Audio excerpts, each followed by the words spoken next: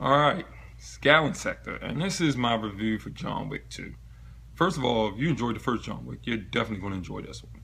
There's everything you got from the first movie and just a little bit more. Not too much more to the point where it feels like a totally different movie together. Like they threw everything in, trying to make it bigger, better. No, in this one it just seems like they just tried to make it better. You know what I mean? Without trying to go too big. Sometimes people think bigger is going to be better. You know, I've seen many cases of that. You try to be bigger in Terminator 3, especially Terminator Genesis, and it just never really quite hits that level that you liked from Terminator 2 and 1, although Terminator 2 was bigger and better. It doesn't always work when you try to go bigger and better, but they just try to be better. They build on everything which the movie is. And there's a term going around called a movie that's self-aware. I don't know if that's the right term I would use for it, but basically this movie knows what it is, what it's supposed to be, and it does that. It stays in that category and doesn't take itself seriously outside of the little area of what it is. It's this, and it's not trying to say, oh, we're a little bit this too, and we should be looked at as this also. No, this movie stays true to what it really is. So I'm pretty sure a lot of you've seen the first John Wick. The second one picks up right after the first one. I mean, it could just be days or maybe even weeks. It's right after. It wouldn't make sense to be years after, you know, because, I mean, he gets home and spoilers. There's going to be some spoilers in this. I'm not going to give a lot, but he gets home and the hole that he made in the ground when he finally came out of retirement and got his guns is still there. So he patches that up later. Anyway, this movie, he gets pulled back in. When you just thought he was done, he gets pulled back in, and it's for a certain reason. You know, at first I thought maybe he was going to do something wrong, which with what was happening in the beginning, because his car was stolen in the first movie apparently, and his dog was killed. You know, and the dog was the last thing he had to remind him of his wife. But at the beginning of this movie, he goes to get the car, and that's going to require some, you know, John Wick professionality. You know, so he's doing things to people to get this car back. And I figured, oh man, maybe they're going to be after him because of this. No. Somebody wants to bring him out of retirement, and a blood oath that he made allows them to do that. He doesn't want to. It's kind of cool. He's like, look, I'm done. And they're like, oh, we don't want to hear that. We saw what you did to the people who killed your dog and took your car. It worked for me. It worked good enough. I mean, what else was you gonna do? Have some little kid get kidnapped and they say, hey, you need to save this kid, and he knew the kid or he ran into the kid or whatever? I don't know. I mean, when you think about it, what other way could they bring John Wick out of retirement? It worked good enough for me. And that's one thing I like about this movie. Like, so many things just work. Look, I'm a child of the 80s and 90s. I grew up in the 80s and 90s. So I like action movies. I grew up with Arnold Schwarzenegger, Sylvester Stallone, Jean-Claude Van Damme, Chuck Norris, Bruce Lee, Kung Fu movies, all that. So I can enjoy a good action movie if the cinematography and choreography is good. And I enjoy John Wick. I mean, the action in this is levels above the first one. It's so much realism in the fights. It seemed like real fights, and it's not Wick just, you know, dominating everybody Steven Seagal style and not getting hurt. No, he got scars that keep appearing on his face throughout the whole film. He's getting hurt.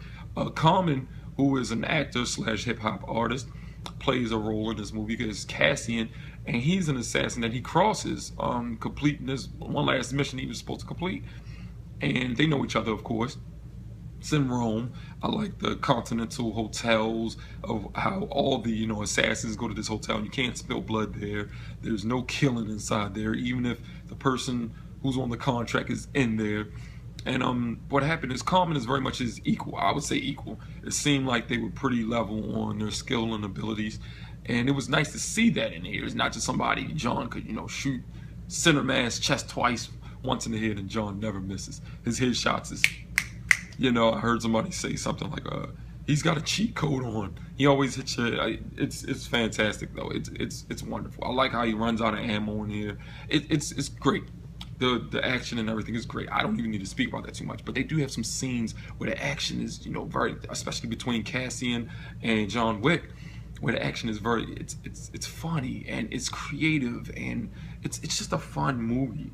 And you know, as he's going through this, he's being hunted down by the guy who he did the contract for. He wanted to tie up loose ends, so he puts out a contract, in New York City once John Wick is back, and he's running in everybody. I think that's one of the things this movie did so good, is that it brings a level of coolness to the film and to the subject matter here. With assassins, you know, it's cool because they have every type of assassin. There's a bum on the street, and you might not know if he's an assassin or not, but you throw him one of these coins that these assassins carry around, and this is how they buy their equipment. This is how they order their suits with the special, you know, fibers in there that can stop bullets. This is how they go to a bar, but it's really a bar in the back, where the lingo about food and drinks is really about guns and knives. And this movie is just so cool. The bums are connected to this one character played by Lawrence Fishburne, who's like, he looks like a homeless person in New York, but he has all these homeless people around every corner of New York City, and he's just like, you gotta keep eyes everywhere. It's so cool, the things that they do in this. It is not that nobody could come up with these things. It's just that it was executed well in this movie. I think a lot of people could have came up with a script like this, and I think they would have been afraid to, like, oh no, it's too cheesy. But we've seen worse movies. We've seen cheesy before. When you try to make a movie take itself too seriously and it should just be one thing or another, like Triple X. I think a lot of people had fun with the first Triple X movie, maybe the second one, and this last one that came out, because it knows what it is and it sticks to that. It never tries to be something more than that. And this is what John Wick does. So, I mean, I really enjoyed this film. If you're a fan of that first one, definitely go see this one. I also saw an article that said John Wick just solidifies America's place as being obsessed with gun porn. Of course. Hollywood's been obsessed with guns or any type of violent or weapons since Hollywood's been Hollywood. I mean, black and white videos where it was cops and robbers. They had guns, they're shooting. Kids are going a lot, males especially. We grew up with this fascination with anything aggressive, guns, swords, laser guns, cartoon versions of weapons, whatever. Weapons seem like a very masculine thing, and you know, America likes that. I mean, we also are in love with drama. Shakespeare said it best. You know, people love drama. That's why some of the best movies, plays, stories, period, have some really great drama in it. And I mean, without it, you just have a fun time, but most of the time it doesn't reach that level of, oh my gosh, it had such an impact on me. And that's the same thing here. John Wick is mindless fun. I'm not saying it's good. I mean, there's no proof that video games like Call of Duty and movies like John Wick got people out here running around shooting guns. I don't want to get too deep into that, but what do you expect? We had John Wick. We had plenty of other movies, whether it be things like Triple X or even movies that just are basically hand-to-hand combat, kung fu flicks. You know, I mean, it's all violence and it's all contact, and it's like dancing. I love dance the same way I love watching martial arts. It's body movements, and to see the body move is a beautiful thing. So what they do with this gung fu, whatever they call it, the choreography in this movie, it's beautiful. Although it is very violent, very. And there's morality, because you're an assassin. You choose to kill people with a contract no matter what they did, and that doesn't really make you a hero or a good guy. At the most, an anti-hero. But with that article that came out, this is nothing new. This is nothing new. If you think it should stop, maybe movies where the whole world is about to get destroyed should stop too, where there's so much destruction throughout cities and stuff. I mean, we're still watching destruction happen, and whether it be robot aliens doing it, or people, you know what I'm saying? Whatever. I would have to say I liked it better than the first one, but I do like the first one because the first time we got to see John Wick, and the performance Keanu Reeves gives in this, it's something only Keanu Reeves could do. Maybe a few others in Hollywood. He doesn't really hit too many emotional ranges that, like, other critics were saying stuff like, yo, he's just a soulless, emotionless assassin. Of course, he's an assassin. Come on now.